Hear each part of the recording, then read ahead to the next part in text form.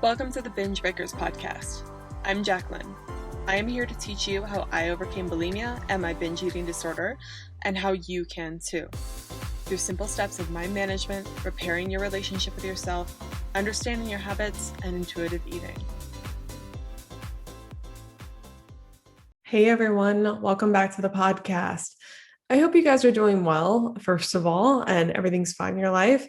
I just had a nice weekend, and I also have been coaching a lot of clients recently, and that is amazing. So grateful. We just started the group coaching in our course. We did that last week for the first time, and it was really cool. It was an interesting experience. There wasn't like tons of people that showed up for it because group coaching is kind of new, I guess, to the course, first of all. And I think group coaching is a scary concept for a lot of people because coaching about anything in front of other people, it's hard. It's hard to put your shit out there, basically, and have everyone be on display, and talk about it. But the people that showed up, I just want to, and you know who you are if you're listening, just congratulations for being there, showing up, being vulnerable. I know that that's hard, but people will learn from that from what you got coached on. And also just you showing up like that is you taking more initiative to own what's going on with you. And I just thought it's just so brave what you did. And also, I was nervous. So it was my first time group coaching.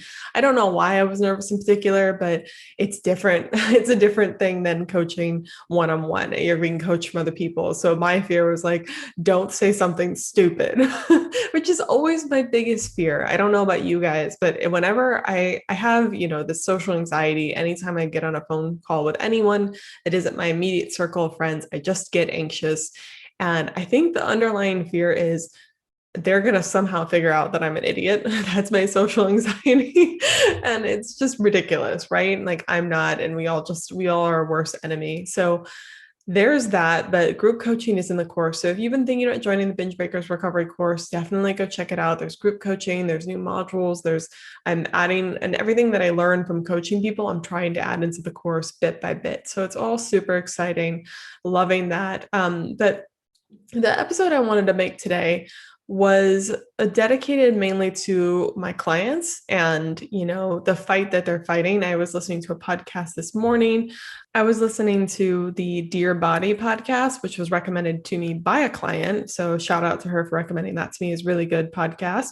But I was listening to an episode 106 in particular called Body Image Resilience with Dr. Lindsay Kite. And actually today I'm not talking about body image, but a really good episode if you're struggling with body image, that could be something to look into. But they mentioned a phrase saying fighting the good fight. And they also talk about resilience and not arriving at any certain location, and that accepting your body is a process, right? And body neutrality and continually working on not seeing your body only for what it looks like, but the whole picture of who you are in your body is a continually work in progress. And so I was thinking about that in terms of recovery and bulimia recovery and my clients and the process that they go through with me. And I just wanted to dedicate this podcast to the pain that some of them are going through and how hard recovery can be, and that it's a real thing and they're not the only ones, and you out there who's going through your own recovery, kind of what to expect and the realities of recovery, and that it's not linear. So I think the biggest preconceived false notion about recovery, and we do this with so many things in life, is that we think it's just going to be a simple one-shot straight thing that once we get it, we understand things, it's going to be a little bit of a hiccup, but then recovery is just going to go up and up and up, and we're just going to like stop binging one day and it's going to be fine, and it is all sunshine and daisies and rainbows. But a big thing that my clients see, and I've noticed this too in my own life, is that sometimes when you stop binging and you stop using food as such a crutch in your life or your emotions, you suddenly feel like the biggest underlying feeling people have is like frustration and disappointment. Because when you stop using food, right, and binging, and you stop numbing out those emotions, you kind of are opened up to the reality of what your life may be in that very second. And you stop numbing those emotions. And sometimes those emotions aren't good. I was talking to one client, she just went her first day binge and purge free in over 10 years. And she said the underlying feelings that were there while I was less stressed, more focused, and had more time, like way more time for things, I felt kind of bored. And it's true, like, right? Because food provides such an entertainment for you, and bulimia can be such a distraction, right? Thinking about recovery or thinking about when you're going to binge and purge or thinking about the secret of it, holding these things together, and just the chatter that goes on with bulimia. It can provide such an entertainment in a weird way. It's not what you would choose to be entertained by, but the drama of it all can be really enticing and really take you away from the boredom of your life, because your life doesn't seem all that boring when you have this big thing in it that's, constantly sucking the fun out of it. So bulimia becomes this really big distraction. And in recovery, not only is it ups and downs, but there can be these really harsh feelings of boredom, disappointment, and sadness. Like I talked about last week, you can miss bulimia because of this reason, but also it's not linear. So sometimes you can be going really well, going really good, and then all of a sudden fall back into it. And this is because of a lot of reasons, but I think the biggest indicator of someone who's going to recover versus someone who's not is their ability to pick themselves back up, and continue going on. And I messaged to my clients last week and I said, it brings some honey badger energy. And if you guys don't know what the honey badger video is, go look up on YouTube, the honey badger. And I'm pretty sure the first video that will come up is like, honey badger don't care, honey badger gets right back up. But anyway, you got to bring that type of energy that honey badgers have. They're just so resilient in recovery. And that's where it gets really hard, is when things don't feel easy. And that's when you need to keep on going and continue. And the people that kind of use this failures, use them binging and purging when they're like 2 months in or something, meaning that they aren't capable of recovery, or them missing bulimia, or them feeling boredom, disappointment, or them not sure entirely what they want to do. They take all those things and they mean that means they're not going to recover. But if you can get back up, that's when the magic really starts happening. But you have to be willing to go through that frustration and failure and ups and downs. And I think we want recovery to be simple, because that's what we do with a lot of things. Our brains love to simplify things. It's just how we're built, probably to conserve memory, right? Like we're not an infinite hard drive. We forget things, right? And we forget non-important, non-essential things. If you don't use it, you lose it. So it's really easy to put recovery in a simple box and think, I'm just going to stop one day and that'll be that. And a lot of people refer to it as just one day, I'm hoping things will click. Even me, I feel like I shared this unfairly. And in my first episode, I think I said I was able to stop binging and purging within a month. And that is true. Once I figured out the pause method and I was already kind of done with bulimia, and I thought, like, this is just a habit, I don't even really like it, this sucks, and I like myself, I just want to be done with bulimia, then I was able to have this moment of aha, and kind of this one click moment, inspiration, that I hear a lot of clients, they kind of want that to happen to them, where I was like, I don't need this anymore. And I was able to recover. Once I put that pause thing into practice, I was able to stop binging and purging within a month. But what that story doesn't really refer to is all the times I tried to recover before. So many days, I mean, every day really. And when I was bulimic, I wanted to recover. And that might not be true for you. And it's, even though, I mean, maybe some days I just didn't care, but most of the time when I was doing the things I was doing, I wanted it to be over. I wanted it to be done. And I would try every day. And I would wake up every day thinking, maybe today will be different. Maybe I won't do the things that I always say I'm not going to do. And then I would fall flat on my face. But it wasn't until I had all those accumulative failures, and I call it kind of the accumulative click moment. Yeah, there was that one moment in my recovery I remember so clearly, where I was like, I get it. I get that if I pause and I really make room for a decision, and I really ask myself, do you want to binge? Is this what you need? Or do you actually need to just feel your emotions? And I learned how to feel my emotions rather than binge. That was when I was like, I freaking get it. And I freaking get that I don't have to binge. And the more I keep pausing, the more that this habit will fade, and the more I can get there. And I can taste it. It's close. But it wouldn't have happened if I had tried to pause a year before that, because I hadn't done the work on me. I hadn't done the work on loving myself regardless. I hadn't done the work also on practicing neutrality around binging and purging, which is kind of a weird thing to say, but I see most people slip up in recovery when they binge and purge, and then they beat the crap out of themselves and they make it mean so much more than what it is. I've said this multiple times, but I tried to look at binging and purging as if I had just drank a Diet Coke or something. Not that Diet Cokes are evil, but some people don't like doing that. Or I had just smoked a cigarette. It's not the most healthy thing in the world, especially the cigarette. Like, it's not the most healthy thing in the world. You don't really want to continue doing it, but I didn't treat it as shameful as a shameful experience. And I think Kristen Elliott, she was on my podcast recently, and she talked about this moment where she just kind of gave into her eating disorder and she just did binge and purge. And while she's not recommending that, she was just like, I would tell myself, if I want this, then there must be a reason. So let's continue doing this. Let's continually practice saying it's okay and practice mindfulness during those moments. And that is where the real magic does happen, is when you start getting curious about why you're binging and purging. When you binge and purge, instead of saying, I'm such a failure, I can't recover, this means I can't recover, this is proof. And you start to say things like, I just can't help it, or it just happened, and you don't have any curiosity about the situation at all, then that is when recovery starts to get less and less likely. You have to pick yourself back up. You have to be in it for the good fight, as the podcast I listened to this morning referenced. You have to be in it for the good fight, and you have to continue being expectant of that fight. And a lot of people, myself included sometimes, especially if I haven't slept properly and I'm having a bad week, I just don't want to work hard, right? And I'm not saying recovery all the time has to be hard work and it gets easier and easier and easier, but it is a challenge sometimes. And I think being vigilant and planning for that is so, so important, and being expectant of that.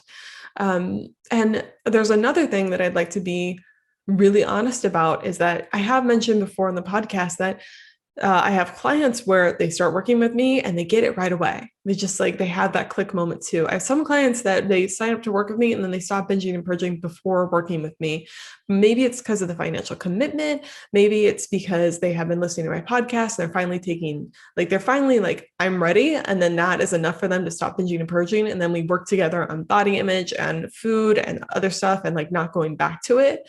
But I have those clients, but not all of my clients are like that. They're the clients that get it right away in terms of binging and purging, and then we work on other stuff. Just because you stop binging and purging does not mean you're perfect, and neither am I. But I also have clients who they fight for a while with it. They just fight, not with me, but like with binging and purging, it's a struggle. And they have it's not until month 2 or the 3rd month of working together that they really are like, I think I got the pause. I think I'm able to do it. And they get a consistent streak going. And then we work on them going on with their life and just being in recovery. And then I do have some clients that work with me and then they just decide it's not for me, it's not working, I'm going to move on to something else, or maybe they need more advanced treatment. I had a few clients talk to me recently, and they're clients that are maybe haven't stopped binging and purging yet and are still working with me. And they're like, I heard, you talked about other clients that I feel like I'm broken because your other clients can do it. Why can't I? And I'm like, yeah, some people can, but you're different and you're not the only one. So recovery, stop comparing your recovery to other people, I guess is what I'm trying to say. First of all, stop trying to make it mean that because someone else did it this way, your recovery journey is uniquely your own. And that is the way it is for everything in life. You learn things in a completely different way than other people. Yeah, there are similarities and stories. That's why you can listen to this podcast and resonate with a lot of it, because my story is similar to yours in a lot of ways, but you do learn things differently and different things work for you. The only thing that a failure means, I posted this on my story the other day on Instagram. The only thing that a failure means is that either something that you're doing isn't working. And it just means that you need to fix that thing, right? And that's where looking at recovery and looking at binging and purging as neutral as possible, and looking at it almost as data, and being curious about why you binged and purged, being curious about what happened, and then testing out a theory. And then if that doesn't work, going back to the drawing board and thinking, okay, what else could I have done? Could I have been more mindful? Did I pause? Why or why didn't I pause? That's always a huge question. A lot of times people just don't want to pause because they know that if they pause, they will not binge. Because if they actually take a second to pause and give themselves time to think, do I really want to do this? They think, no, I actually do want to do this. So I'm going to keep on going. Did you say things to yourself during that moment like, I can't control it, I just have to do this, binging and purging will be better? A lot of times in recovery, we go through the thoughts that you think before binging and purging. And a lot of times it's convincing thoughts that get you to binge and purge. It's convincing thoughts of like, you're bloated, so we need to get rid of that, when really that doesn't logically make sense. Or you ate too much food, so or you already overate, so we might as well binge and purge to get rid of that food. But it's like, no, you're making the situation worse and compounding, and you could just sit with the consequences of even the not so bad consequences of overeating. But people, they make up so many stories in their head, and a lot of the biggest story too is like, I need binging and purging to de-stress. I just can't handle the feelings right now, or I have no control. I just have to do this. Urges won't go away without binging and purging. Those are huge things people say to themselves. And another client who she told me one time something really interesting. She's had an experience where she sat on an urge, and that's when she realized my circumstances were still the same after the urge had passed to binge and purge. I still felt bloated, I still felt anxious, but the urge to binge had gone. So I realized my circumstances did not have to change for the urge to go away. So many of the excuses we tell ourselves in the moment aren't actually true, and that's something to look out for in recovery. But I feel like I got off on a tangent. But the main thing of what I'm trying to say in this whole podcast is that recovery isn't linear. So many different things go into it. And if you feel like you're continually trying and failing, you're kind of doing it right.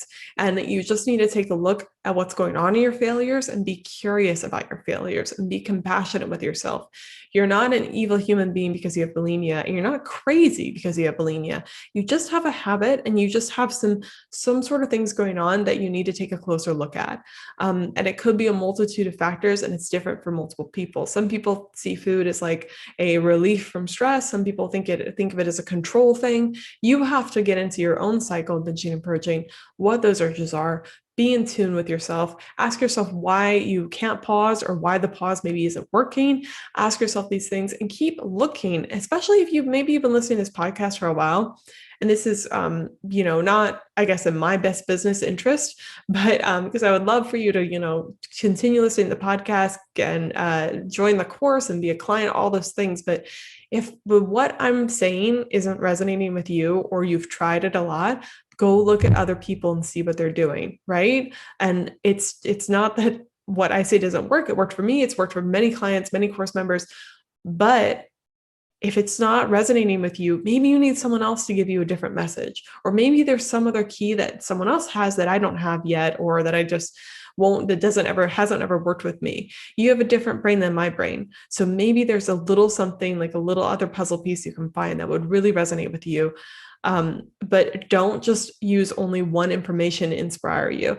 Listen to different podcasts, listen to different inspiration, and also focus on other things that aren't recovery related. A lot of my inspiration comes from things that aren't necessarily about bulimia, and look at the way different people are thinking, right? And look at maybe just neuroscience in general, or look at people talking about health and wellness. Look at study habits and see if any of that can be applied to bulimia recovery, or just learn other things. You'd be surprised what correlations your brain makes with different subjects, and how it can be applied to many areas in your life. And that can be so helpful for giving you a boost. Also, in recovery, part of the reason that it's exhausting is that you're constantly thinking about it. This happens in weight loss too. People try to lose weight, and then the weight loss consumes them, and they only obsess over the numbers and the food that they're eating.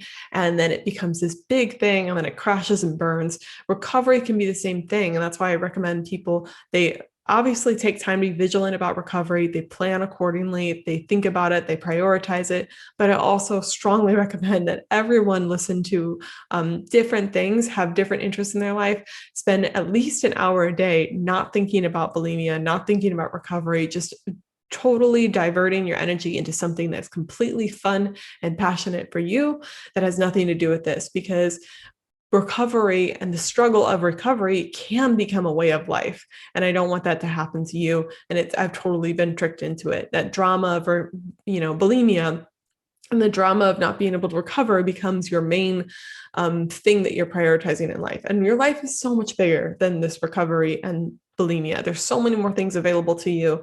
There were so many more things available to me that I just couldn't see, that I didn't have time for. And I think the final thought that I will leave you with, maybe, that hopefully this resonates with you, is that recovery and living a life without bulimia, while it is hard, is a different type of exhaustion. And I think the biggest misconception about bulimia recovery is that things will be peaches and daisies and roses when you are recovered. Everything's going to be so much better on the other side. And in some ways it is. I'm not going to lie and say that, it's the way you are with bulimia. It's totally the same amount of difficulty when you aren't bulimic. It's so much easier not having to deal with urges constantly to binge and purge. And it's so much easier to live a life where you're not completely consumed with thinking about with food and being like scared to eat and being scared to experience hunger and being obsessed with eating but hating it at the same time. There's so many things about recovery that makes it so much easier. And you have, less stress because of bulimia in a way. At least you don't have stress coming from bulimia and food, but you also have more time because you're not constantly thinking about bulimia and food. And a lot of the skills that you learn in recovery, especially in what I teach, is to feel your emotions, manage your urges. You can apply that to different things like procrastination and getting work done, getting things done that you don't want to do. It's the same thing. You manage urges, manage your feelings, and get it done. But recovery really is just, when you're living a life that is recovered, it's just a different form of challenges and a different form of exhaustion. And I think it's an easier exhaustion than what bulimia is, but I still have problems in my own life, and I still don't, do everything that I'm supposed to do. And I still have struggles, and I still, life isn't perfect, is what I'm trying to say. And also sometimes it's exhausting to choose the right thing. It's exhausting sometimes to be fighting the good fight of not treating yourself like shit. And sometimes, picking yourself back up when you're down, picking yourself back up when it comes to failure, not going to that default mode of I'm so worthless, I just can't get it done. It's kind of easier not to fight those things. It's easier just to let your brain go on default, and easier for your brain to just think, yeah, you failed because you can't do it, so let's not even try. That's the thing. Failure is hard because it means that we need to look at the situation. We actually need to use our brains and use our higher power of thinking to think through, okay, what happened? It's exhausting in its own way. It is totally easier in one sense to just give in to urges, binge and purge, and be done with it. You don't have to fight them. You don't have to struggle with it. You don't have to think about what am I going to do? You just live with it and you just accept it, right? And that comes with a whole host of other exhaustion, and the exhaustion of not doing what you want to do, the exhaustion and constant drama, the health consequences, all that stress, but also fighting your natural urges or fighting the habit that you've built. That is also hard. It's exhausting. And that's something that I think people in recovery, they don't necessarily, they're like, well, what the hell? I'm not binging and purging anymore. I'm exhausted by trying to recover. And while it won't last forever, it is a thing that happens. So if you're in that exhaustion thing, I think it's much more worthwhile to be exhausted by fighting your brain for a higher purpose than it is to be, just letting your brain function on autopilot. If you're letting your brain function on autopilot, well, it can be easier in the moment. It's that comfort zone, and it's that form of never growing, and it's that form of never knowing. You want to continue pushing yourself. I would much rather be exhausted by the life that I'm living now than the life that I was living with bulimia. It's night and day.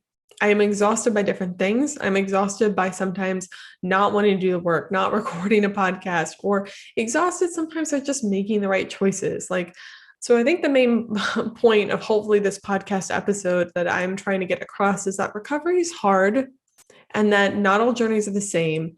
And also, if you have been trying for a while and you feel like you've been unsuccessful, I'd first like you to look back and see how you've changed and try to really look at it with a positive lens, or just say objective lens.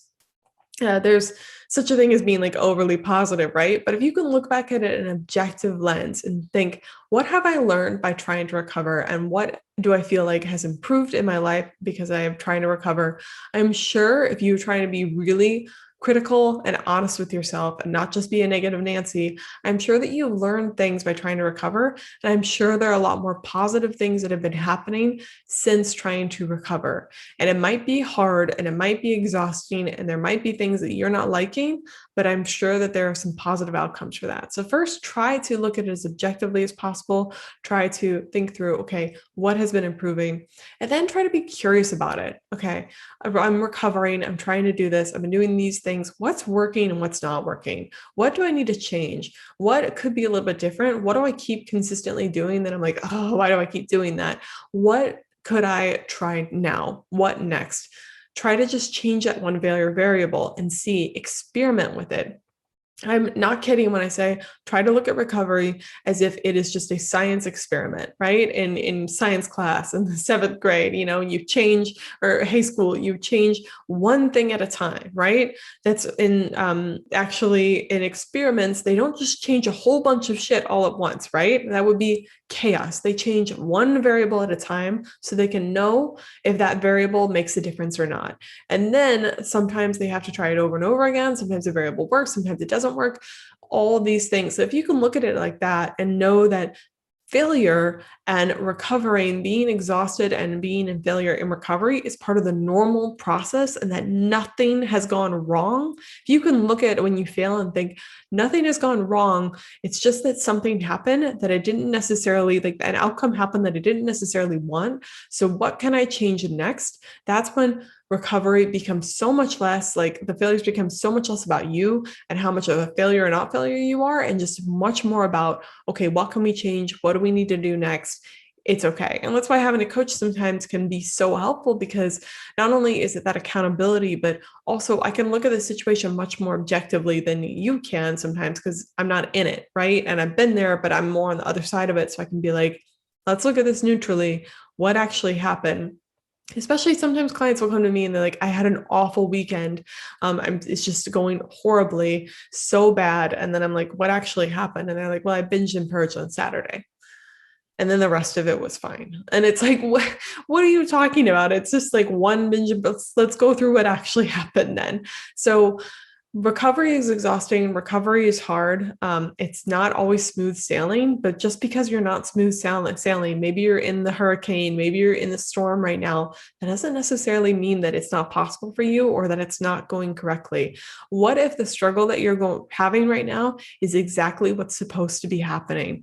And that is something that has really helped my life too, is just realizing that what's happening right now, when I start thinking this shouldn't be happening, I should be somewhere else, or this should be better, that really messes me up. And that causes me so much more unnecessary pain, because it's denying reality and it's fighting with my reality. And it's having a resistance to what's really happening. And why that's really futile is because you can't change reality. If it's happening, it is freaking happening. There's no question about it. It's going on. The only thing you can do is look at the reality and say, okay, what do I want to do in the future to potentially make that not happen again? You can't change what's literally happening right now. What's done is done, right? What's happening is happening.